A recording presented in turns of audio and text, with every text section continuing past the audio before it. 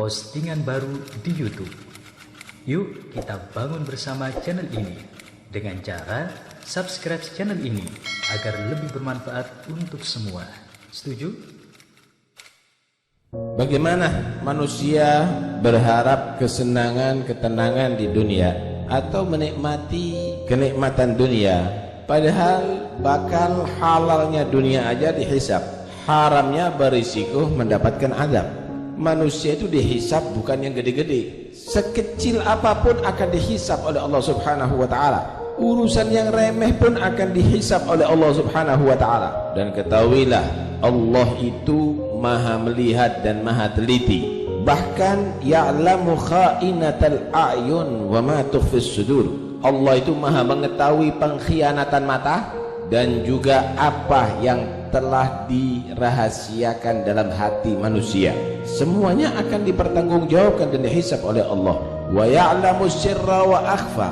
Allah itu mengetahui rahasia wa akhfa, dan yang lebih daripada rahasia. Kalau rahasia yang ada dalam hati kamu, orang lain nggak tahu kecuali diri kamu. Yang lebih daripada rahasia, kamu sendiri belum tahu apa yang akan terjadi pada hati kamu, dalam pikiran kamu. Tapi Allah maha mengetahui itu semuanya. Yauma tasyhadu 'alaihim alsinatuhum wa aydihim wa arjuluhum bima kanu yaksibun. Masihkah manusia akan mencari ketenangan dan kesenangan di atas dunia, padahal dia harus melalui hari yang akan menjadi saksi atas kejelekannya, lisan-lisan mereka, tangan-tangan mereka, kaki-kaki mereka atas perbuatan pelanggarannya terhadap Allah Subhanahu wa ta'ala. Yauma la yanfa'u malun wala banun illa man atallaha biqalbin salim.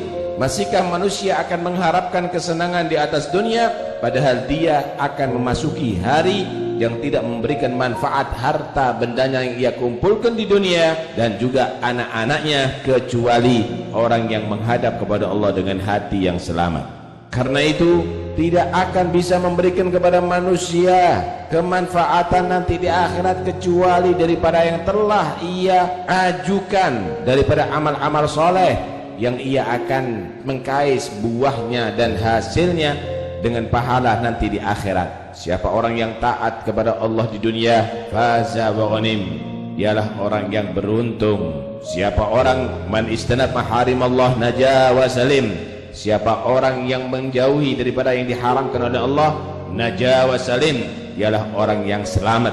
Wa man asallahu khasira wa nadim, siapa orang yang bermaksiat kepada Allah, maka dia akan menjadi orang yang merugi dan akan menyesal atas perbuatannya.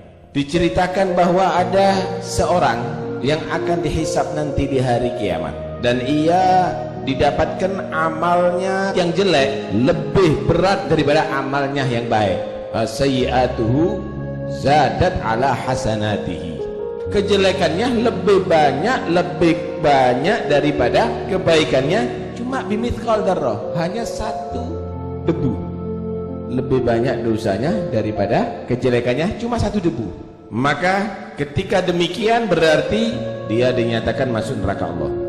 Faman thaqulat mawazinuhu fa huwa fi 'ishatin radiyah, wa man khaffat mawazinuhu fa ummuhu hawiyah. Maka dia diperintahkan oleh Allah, masukkan dia ke neraka. Kemudian dikatakan, ya Allah, ada satu kebaikanku yang belum ditimbang. Allah maha adil dan Allah maha mengetahui.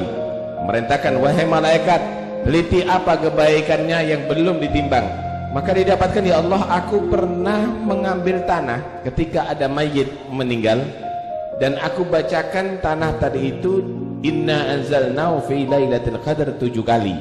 Maka aku berharap itu juga menjadi amal kebaikanku yang akan bisa menambahi daripada timbangan amal kebaikanku, dengan harapan supaya lebih amal kebaikannya berat daripada amal kejelekannya. Maka para malaikat diperintahkan oleh Allah untuk menimbang, dan benar hanya selisih sedikit dengan tambahan amal tadi itu, amal kebaikannya daripada amal kejelekannya, maka diperintahkan oleh Allah orang itu masuk surga Allah.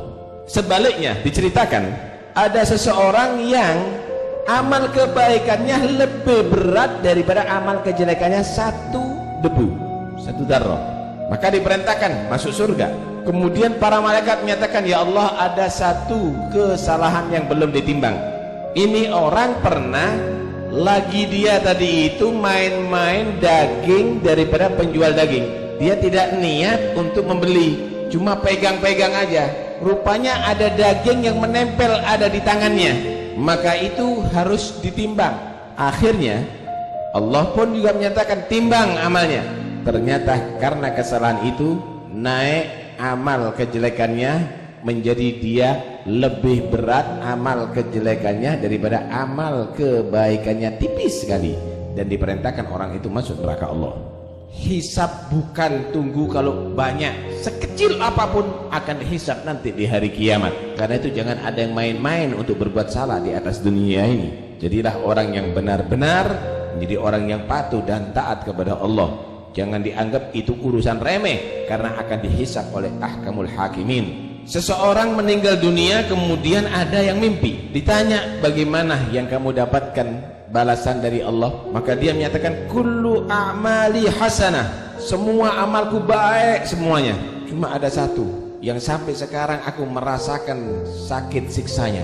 Aku pernah pinjam 1 biji ibroh, 1 jarum, aku belum kembalikan sampai aku mati. Dan karena tidak dikembalikan oleh ahli warisku, sampai sekarang aku merasakan adabnya. Karena itu jangan ada satupun yang tertinggal haknya manusia yang belum kamu selesaikan sebelum kamu mati. Selesaikan itu semuanya. Sekalipun kamu haji berkali-kali, tetap kamu harus dipertanggungjawabkan di hadapan Allah Subhanahu wa ta'ala. Kemudian Al-Habib Muhammad bin Hadi, beliau berkata, apakah masih manusia ingin tenang di atas dunia?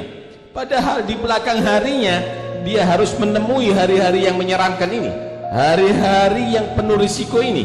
Al-Habib Abdullah bin Alawil Haddad, beliau berkata, ala la yastarihu wa man wara'ahu hakadal yawm illa du khabali.